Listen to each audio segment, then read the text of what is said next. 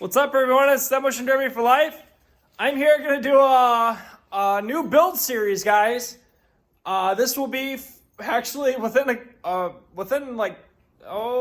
Derby's going to be within 10 days or so from when you guys are seeing this video. This was a very last minute decision. I didn't know if I was going to be able to make it or not.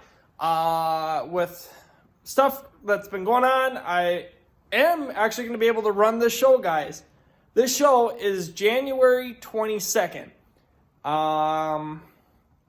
So this was a very last minute decision. I didn't know if I was going to make it or not. And I decided, you know what?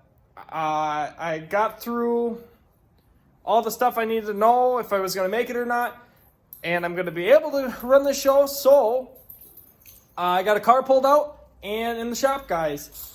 I was thinking about fixing the cow car just to kill it off.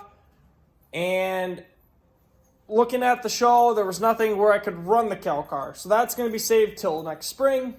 And once I figure out where that's going to go, that will be pretty much the next build. Other than maybe fixing another car or something like that. So, I got this car pulled in. You guys recently just saw this car. And the reason why I picked this car is basically it's already stripped and ready to go. Other than I need to do a few things just to help it pass the rules and build it so it's not just a car that's going to be way underbuilt. So I got to add to it and do a few things just to help it. And once I get that all figured out, I'll be running this car, guys. So, what car am I running, guys? I am running the Monte Carlo that I picked up from a buddy of mine. I will be repainting this eventually, but for now, I'm getting this thing derby ready. This was a race car at one time, so I have to kind of cut out a couple things that won't pass for derby rules, and I just have to build up for the rest of the way. The back seat bar should be fine. I will put a gas tank protector in, a door bar on this side. The other side, I might put a bar on it as well, but I have not decided yet. I think it will be okay. There is something there already, but I might end up adding on to it just to be safe. So what have I done to this thing so far? Other than I took out, there was a couple window bars here. I don't know why they did that. I think it was because they had a passenger seat in here, so they had a passenger racing with them. So I cut the passenger seat out, got rid of that. I cut this window netting out, and then they also had a little bit of window netting here too. Again, I think it was just for the passenger, but it was a bear to get in this vehicle. You had to crawl in through the back just to get in. So what I did is cut that out, cut this out, cut these slits on the door. This will be a bone stock class, guys. This will not be a welded compact car. This will be a bone stock car. So, you are allowed to weld the door shut. You have to have a minimum of 12 inches, I think the rules were. So, I couldn't get this door open, so I had to kind of pry it open and then cut it. So I will have to pull the lock out so I can get this to shut a little bit more. And then I can re-weld that here, fix these welds here. Basically weld a couple here and there, and then weld up there a little bit. Can't go more than 12 inches. So I'm gonna try to sneak a little bit more over there, weld this stuff up, and I might try sucking this up here together with 9-wire. I'll put one here and there, and I think I'll do that, or I might just duct tape it. There's nothing in the rules saying that you can't duct tape, so I'll probably duct tape this solid and that solid. Other than that, that's pretty much it. I threw donut tires on the back. I figured while I had it outside, or had it up in the air, because I had to Oh, what was I doing? I don't know, but I had it up in the air. So I pulled the back tires off, threw my donuts on. They're not tube, nothing special. They're just donut tires. Might switch this one, haven't decided. And then I started working on the trunk. This trunk was actually coming up a little bit. So what I did is you're allowed to tuck the trunk. They didn't say anything in the rules about dishing. I'm not gonna go crazy dishing it. I'm just gonna slightly give it a bow because this was actually up a little bit higher. So it was like down here, and it came up just a smidge, like maybe a couple inches. So I took the skid loader, pushed this down, and then I took the sledge and kind of gave it a little bit of a dish. So what happened though on this, if you remember in the introducing of this car, I don't know what happened, if they got hit underneath or something, and it just sucked everything up and in. Or they did that on purpose with a skid loader. Either way, this actually benefits me. Everything's already sucking up and in, which is nice. And what I want to try to do is get this down enough. I might even suck the suspension lower. I'll chain it down, and then so it sits lower, and that way when everyone hits me, they're hitting right into this trunk and just pushing it in. I don't want to make it too stiff, otherwise I might end up starting to blow out the sides, which won't be the greatest thing, but this is a Monte Carlo and not a Lumina. So this is the 2-door, not a 4. With the 2-door, or with the 4 doors, the back doors always like to blow out because everything is pushing in. But now with this Monte Carlo, it's just a 2-door. So I can weld this driver's door shut solid, and I can actually weld that door over there shut too. So it's gonna be a lot harder for this thing to blow out. So that's why I think these 2 doors are a lot better than 4 doors. I don't know exactly what's gonna happen. I've never ran a 2-door or a Monte Carlo, so should be kind of interesting. It has a 3100 in it, so I do know those kind of engines a little bit. But I think I want to try to get this back end sucked a little bit more down and get the front end up a little bit higher.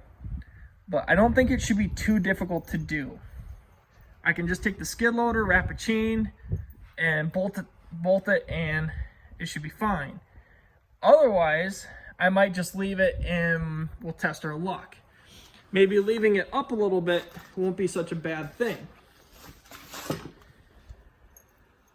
So I'm actually pretty excited, guys. I haven't ran a winter derby before. I looked at their list thing, and it looks like no one's really signed up. So I'm just gonna go there blind. If I can't run it, I won't be able to run it. But if I can, then perfect. I get to go run a winter show.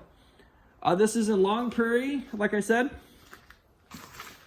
I'm thinking about welding a little bit more here. I'll probably just leave the 9-wire. It's not hurting nothing.